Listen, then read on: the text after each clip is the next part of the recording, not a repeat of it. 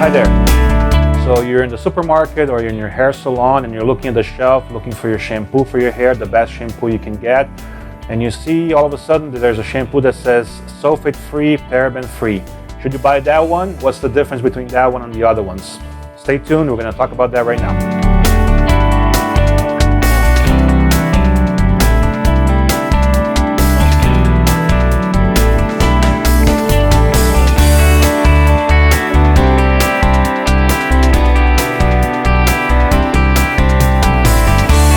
Welcome back to the channel. Hope you're doing well today. So today we're going to talk about sulfates and surfactants into your shampoos. Why are they there? What do they do? Can they harm your hair? And are the shampoos and conditioners that are sulfate-free better for you overall? So first of all, we need to understand what sulfates and surfactants do for our hair and why they're in the shampoo. So these substances, they are basically detergents. So they're used in various products, not only shampoos and conditioners, but also laundry detergent, dish soap, anything really that's designed to clean, even car wash soaps and everything like that. You normally contain surfactants and sulfates. They basically perform two functions. One, like I said, they're detergents. So they'll remove oils, they'll remove grease, they'll remove grime and dirt from the surface where they apply to. They also make that surface slick so that water can actually clean it better. Another function that they perform, besides being a detergent, they also create lots of suds, or the foam that we like to see when we wash our hair.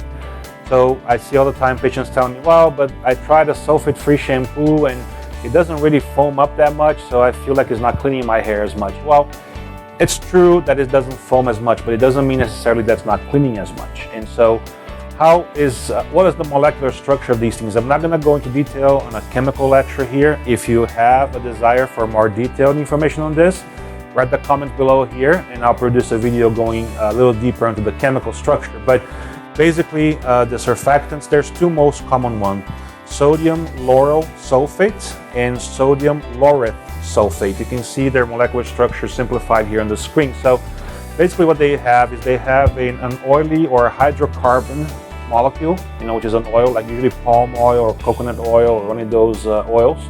And they have the sulfate, the sodium, and on the laureth, they have another molecule here that's attached to that. So basically, again, they have a hydrocarbon part of it, like an oil attached to a sodium and a sulfate molecule too. So the combination of that gives them the property of cleaning. Now the laureth sulfate is a little bit more effective of a detergent, but also a little bit more gentle to the skin and the hair, even though the molecule that's attached in there, the extra molecule, can actually be carcinogenic in high doses. Of course, washing your hair with that is not going to cause any cancer, but you don't want to be ingesting that stuff or getting into contact other ways. So anyway, so they're basically, again, designed to strip moisture, to strip oil from the hair and from the skin and from the surface, like the dish that you're washing or your clothes. And herein lies the damage too.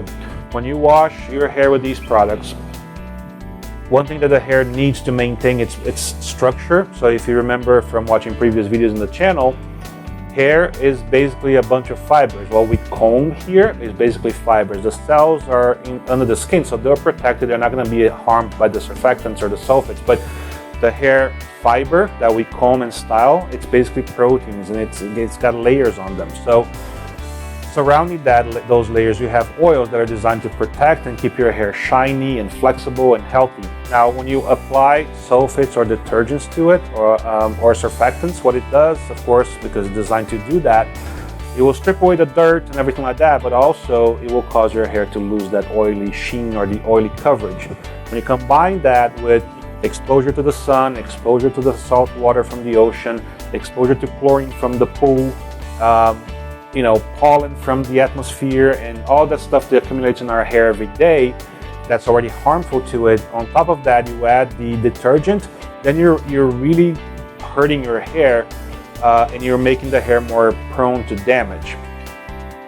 So when we get the hair clean with the detergent, normally, particularly if you have long hair, you're going to be drying, you're going to be combing, you're going to be sometimes flat ironing it. So all these are extra trauma, extra mechanical trauma to the hair that's already being cleaned with the surfactant. So it's already been stripped of that oily layer. and now you're subjecting it to heat and to friction from the combs. So you can imagine how that can damage the hair. And that's what we see sometimes when patients come in. They're complaining, well, my hair is breaking, I have all these split ends on my hair, it just doesn't look healthy, it's all frizzy, and that's because your hair fibers are not healthy. So under a microscope, that's what sometimes we can see. You see the hair fiber here, right? And it's all breaking and splitting and really dry and thirsty looking, right? So why? Because when you remove the oily sheen or the oily layer here, you expose the fibers to a lot more trauma.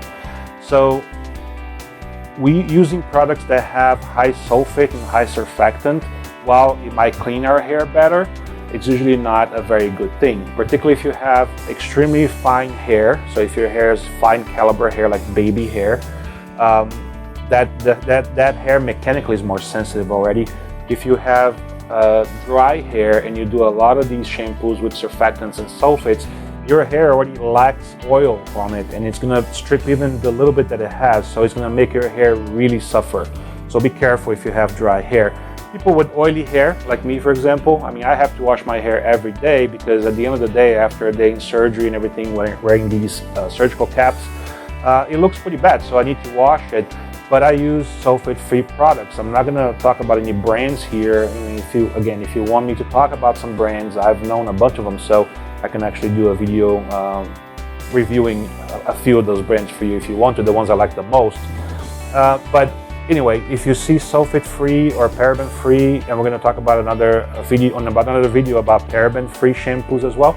If you see that, they're usually a little bit more gentle products. So again, if your hair is already damaged, if you are trying to recover your hair from damage, if you're exposing your hair to a lot of outside damage like curling irons and blow dryers and combing all the time, be careful, use a more gentle product.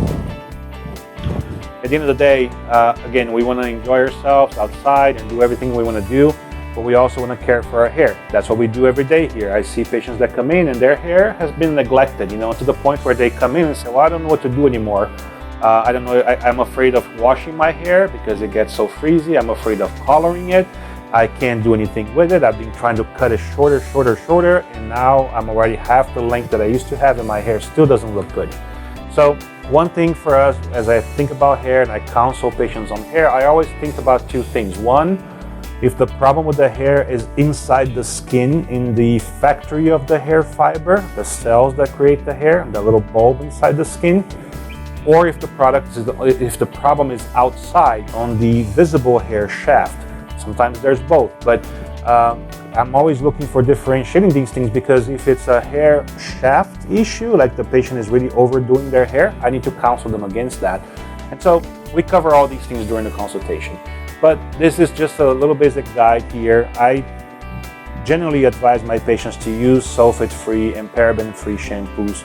Even though they may not make as much foam or suds, they'll still clean your hair very well and is not going to damage as much. Okay?